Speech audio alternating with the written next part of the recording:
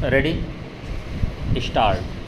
पश्चिम Asia में America और Israel के हमले के बाद ईरान ने जवाब के तौर पर जो मोर्चे खोले उसमें होर्मुज जलमार्ग को बाधित करना उसकी एक कारगर रणनीति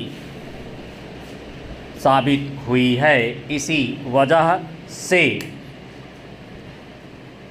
आज हालत यह है कि दुनिया के कई देश ईरान के सख्त रुख की वजह से कच्चे तेल और गैस के संकट का सामना कर रहे हैं।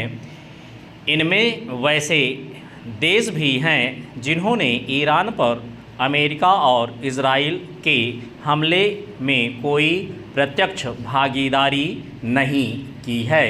वे किसी भी पक्ष में मैदान में नहीं हैं और मतभेद के मुद्दों का हल संवाद के जरिए करने के समर्थक हैं।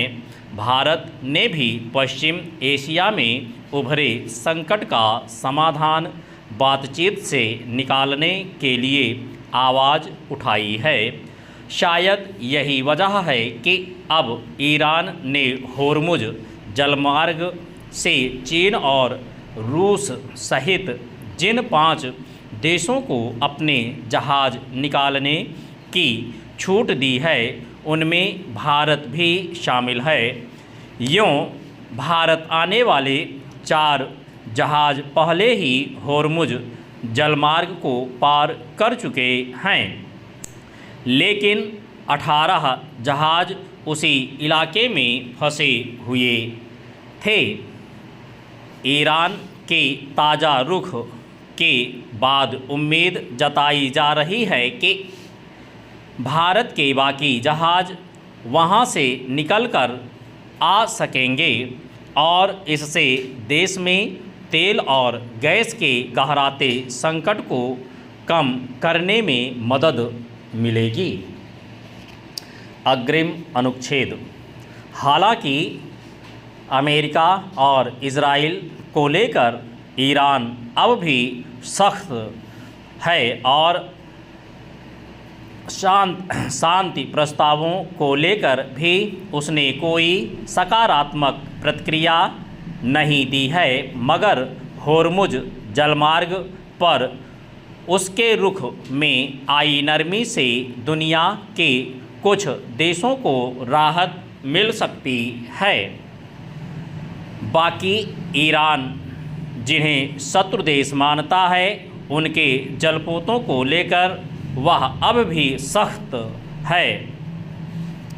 जहां तक भारत का सवाल है तो ईरान के विदेश मंत्री ने कहा कि हमने कुछ ऐसे देशों को होर्मुज जलडमरू मध्य से गुजरने की इजाज़त दी है जिन्हें हम मित्र मानते हैं। इसमें चीन, रूस, भारत, इराक और पाकिस्तान शामिल हैं। दरअसल पिछले कुछ दिनों से भारत ईरान के साथ लगातार कूटनीतिक संवाद के जरिए पश्चिम एशिया में संघर्ष खत्म कराने के साथ साथ होर्मुज जलमार्ग से अपने लिए भी एक रास्ता निकालने की कोशिश कर रहा था। कुछ उतार चढ़ाव को छोड़ दें तो भारत और ईरान के संबंध दोस्ताना रहे हैं। ऐसे में अगर होर्मुज जलमार्ग के रास्ते आवागमन के लिए भारत को भी सुविधा दी है तो कूटनीतिक संवाद के एक सकारात्मक हासिल के साथ साथ इसे उन्हीं संबंधों की एक कड़ी के तौर पर देखा जा सकता है। अग्रिम अनुच्छेद। गौरतलब है कि होर्मुज जलमार्ग फारस की खाड़ी और ओमान की खाड़ी के बीच एक संकरा रास्ता है।